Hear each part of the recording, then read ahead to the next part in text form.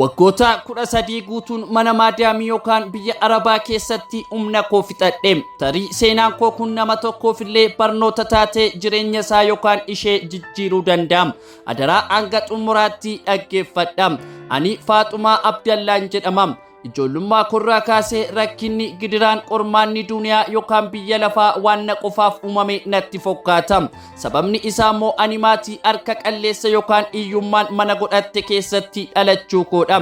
Kaayyoon dhiisellee ani nama nyaataa guyyaa tokko gaditti nyaatee hin beeknedha. Uffata maraatuun tuffattu uffadheen hiriyoota koo keessatti tuffatamaa fi jibbamaa imimmaan daangaa hin qabne dhoksee lolaasaan barnoota barachaa turedha.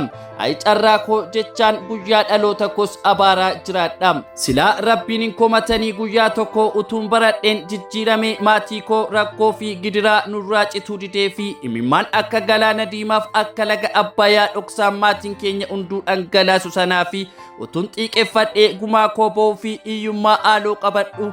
Kutaa 8ffaa barachaa utuun jiru madaarratti madaan hin qorrete godaannisa barabaraa nurraa hin qorretu naaf maatii koo mudate. Abbaan koo inni nuuf jedhee jooree jawwaru, inni nuuf jedhee agabuusaa bulee oolu, inni dhala koof jedhee qorraaf aduutti gubatu eeyyeen abbaan koo inni hiyyummaa haaloo boof fiigu na jalaa boqote. Duniyaatti nagaa dhaammate. Silumaa guyyaan nutti dukkanoofti guyyaa kanammoo aduunu waan yeroo ishee dagatte fakkaatti.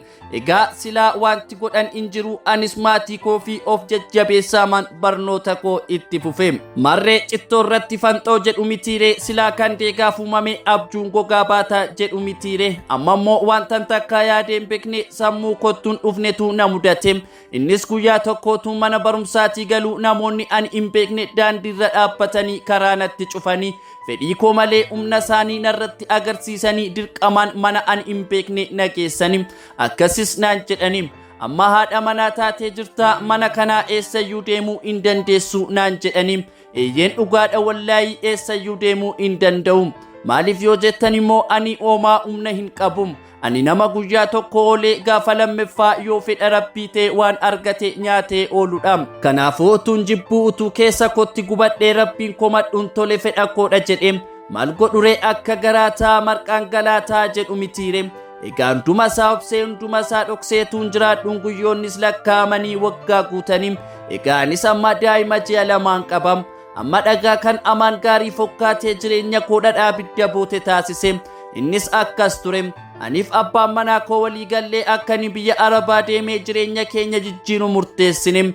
Marree yeroo noo lakkaa'uun dhaabbattu. Naafis haalunduu fedha rabbii naa xumuramnaan biyya Arabaa deeme. Jireenya mana maadaamii keessaa eegale. Yeroo kanas tureem kan jireenyi addunyaa kanaa baay'ee manatti hadhaa dhufe. Yookaan na jibbisiisee abdii na kutachiise. Egaa maadaamiin koo akka abiddaatti gubdee na qamqaammachuu eegalte.